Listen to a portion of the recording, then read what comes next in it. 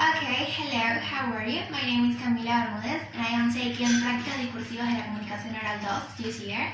So this is a presentation for my final exam, which is going to be on Thursday, the 10th, if I'm not mistaken. Yes, it's going to be the 10th. Well, this is a short presentation in order for you to know who I am, and I'm going to develop different explanations during this video presentation.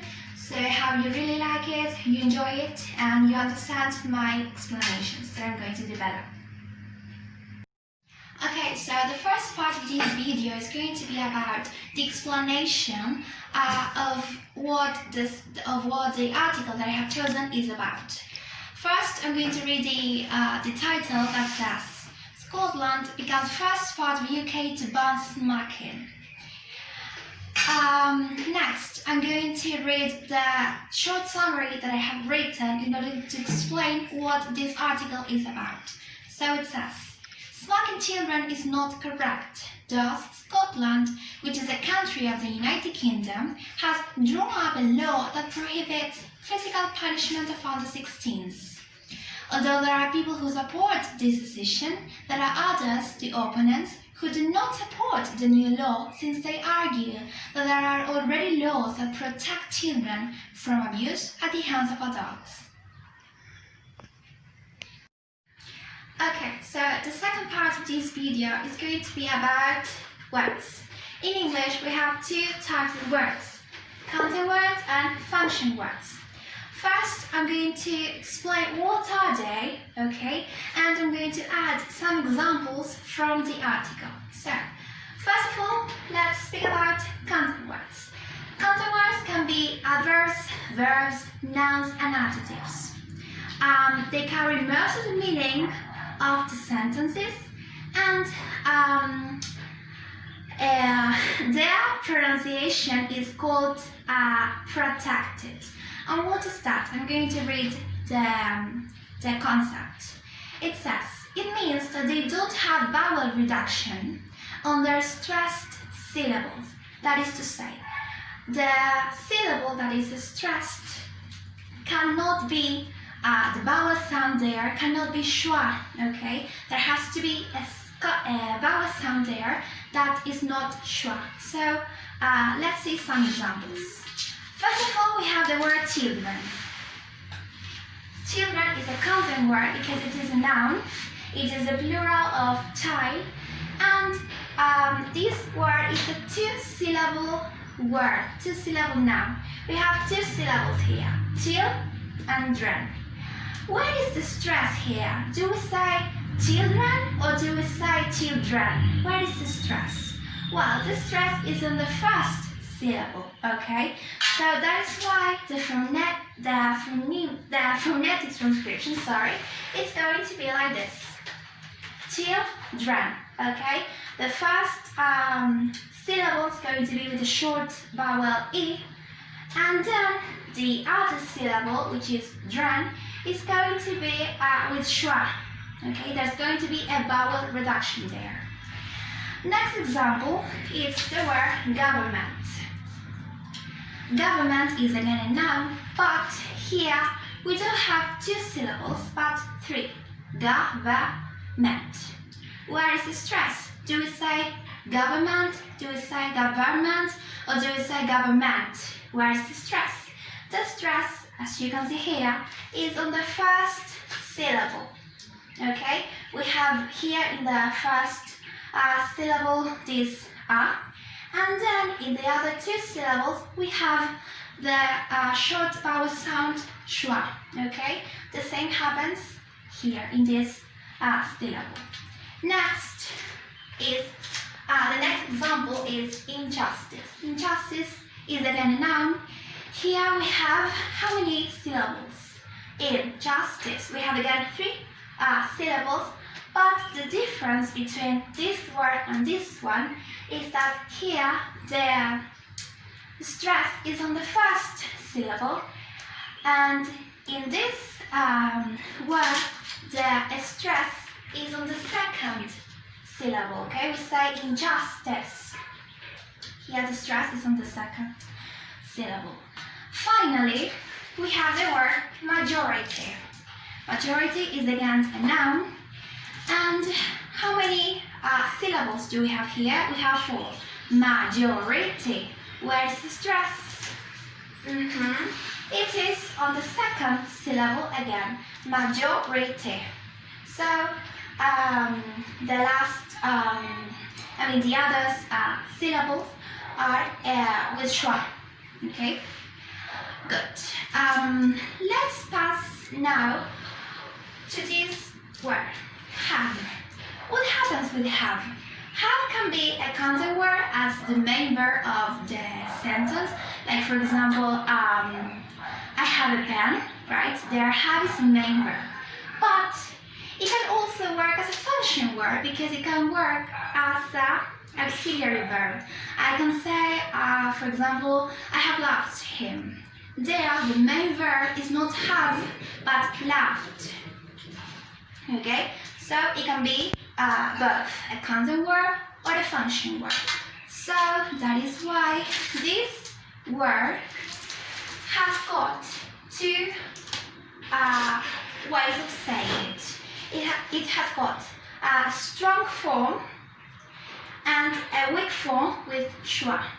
So this would be the case of, for example, I have been working all day. That have is a function word because it is an auxiliary verb. And this will be the case of, for example, I have got a pet. There have is the main verb, so it is a content word. Next, speaking about function words, we have to say that they are prepositions, articles, pronouns, and also auxiliary verbs, as I have just said in this case. What happens with these words? Well, they do not have a lot of meaning, let's say, but they are really important because in order to say something and so the other people to understand what we are saying, we need to include in our discourse these words. We cannot say pencil, table, computer, mirror. Okay, yes, the people are going to understand what a mirror is, what a pencil is, what a table is, but they won't understand our message. So it is important to include these words in our analysis. The examples would be these ones. We have 2, but not 2 as a number or not 2 as the word as well, like in I love you too, but the 2 are related to a preposition. So I would say something like Michael is sitting next to Laura. Okay, Michael is sitting next to, that 2 is going to be a preposition, Laura. Here, this word has got 3 ways of saying it. We have weak forms and a strong forms. Will be ta plus the short u and ta plus the schwa. These forms are going to be the weak ones. So I'm going to say something like Tom is sitting next to Paula. Paula, the word Paula starts with a consonant sound, which is pa. So I'm going to use this form, ta plus schwa. But then if I say, for example, Paula is sitting next to Anna. Anna doesn't start with a consonant sound, but with a vowel sound. So I'm going to use this form, ta plus the short u.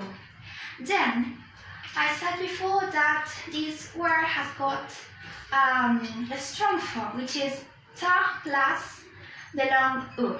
In which cases do we use this form? Well, let's imagine that I am with some friends and they are speaking on the phone and I am really angry because I want them to be with me and watch a movie, for instance. So I tell one of them, hey, who are you talking to?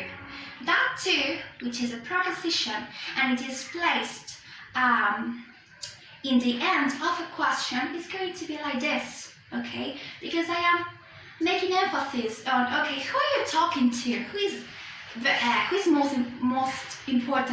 more important than me, okay?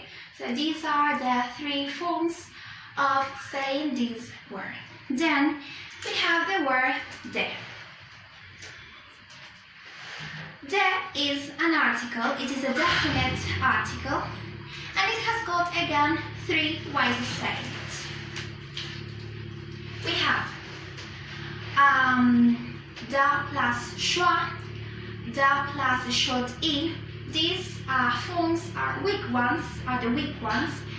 And again, if the following word starts with a consonant, I'm going to use da plus schwa. Then, if the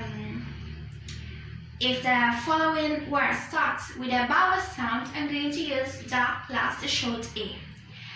And when do I need to use da plus the long vowel sound e? Well, we want to make emphasis on something. Let's imagine, for example, that I am telling a friend something about a boy, anyone.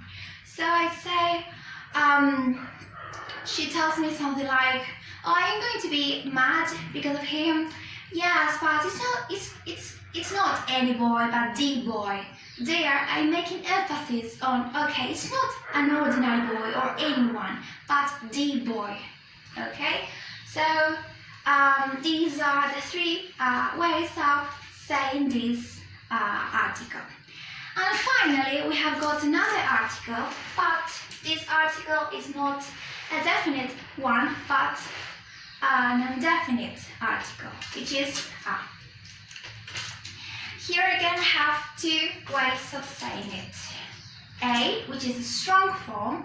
Again, I'm going to use it when I want to make emphasis on something, like, "Oh, look, that's a mirror." It's not any mirror, but a mirror, okay? I'm making emphasis on that object.